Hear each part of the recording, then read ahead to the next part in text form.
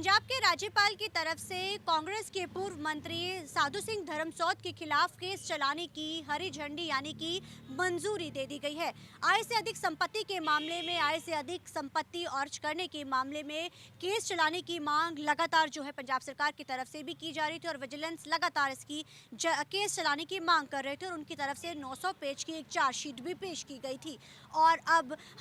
पंजाब के राज्यपाल की तरफ से उनको मंजूरी दे दी गई है, जिसमें अब जो है साधु सिंह धर्मसोत के खिलाफ अब मामला शुरू होगा। 2016 से लेकर 2022 के बीच जो कांग्रेस सरकार की टर्म रही थी, उस दौरान जो घोटाले हुए थे, उस दौरान जो आय से अधिक संपत्ति के मामले में जितनी भी चीज़ें रही थी, चाहे फॉरेस्ट का, चाहे विभाग की बात की जाए, जो तमाम जो उनके ऊपर केसेस चल रहे थे, किस तरीके से उन्होंने इतनी ज़्यादा संपत्ति अर्जित की थी, इसको लेकर जो है विजिलेंस के रडार पर तो वो पहले थे, ईडी के रडार पर भी थे। और अब मांग जो है वो ये की जा रही थी कि उनके खिलाफ कार्रवाई जो है, केस चलाने की मंजूरी दी जाए। और अब जो है वो मंजूरी दे दी गई है। और आपको हम जानकारी के लिए बताना चाहेंगे कि उन्होंने 8 लाख यानी कि 8,76,830,888 रुपीज़ जो है उन्होंने खर्च किए थे, जिसमें से 6,39,18,292 रुपये यानी कि अन्य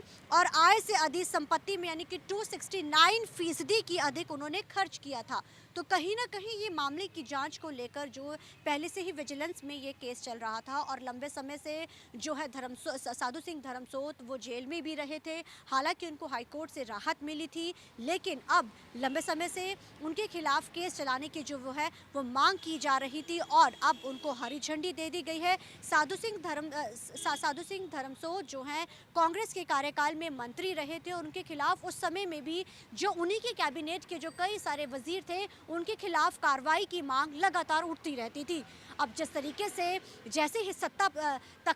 का तख्ता पलट होता है, साधु सिंह धर्मसोत के ऊपर कार्रवाई जो शुरू की जाती है और उसके बाद कई मामले तय दर तय खुलते जाते हैं। और जैसे आय से अधिक संपत्ति किस तरीके से उन्होंने अर्ज की, इसको लेकर भी जैसे जैसे विजिलेंस में जांच आगे बढ़ती है, कई तरीके की चीज़ें खुलती है और उनके खिलाफ जो गवाह भी खड़े किए जाते हैं और बहुत सारे गवाह बनने को तैयार होते हैं और केस चलता है। और इस पूरे मामले के अंदर आपको हम जानकारी के लिए बताना चाहेंगे कि विजिलेंस की तरफ से 900 पेज की चार्जशीट भी पेश की गई थी, जिसमें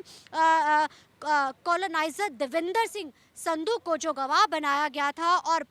और आपको जानकारी के लिए यहाँ ये भी बताना चाहेंगे कि खेर के जो पेड़ों की अवैध जो कटाई की गई थी, उसकी परमिट जारी करने के लिए उन्हें गिरफ्तार किया गया था और पूर्व मंत्री पर आरोप लगाए गए थे कि परमिट जारी करने के लिए अनियमितता बरती गई थी, जिसके चलते हुए उनके खिलाफ जांच करने की मांग दी गई थी। अब साधु सिंह धर्मसोत के खिलाफ अब जैसे कि राज्यपाल ने हरी झंडी दे दी, अब उनके खिलाफ जो है वो केस शुरू किया जाएगा। हालांकि अब जैसे जैसे ये जांच चलेगी, मामला जब आगे चलेगा तो बहुत सारी चीज़ें जो है परत दर परत इसमें खुलती जाएंगी। अब देखना बड़ा अहम रहेगा कि जब केस चलता है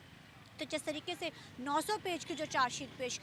पेश की गई है विजिलेंस की तरफ से, आगे जो है इस मामले में और क्या क्या होता है, क्योंकि अब राज्यपाल की तरफ से हरी झंडी जो है वो दे दी गई है। कैमरामैन अलजिंदर के साथ चंडीगढ़ से TV9 के लिए अमनप्रीत कौर।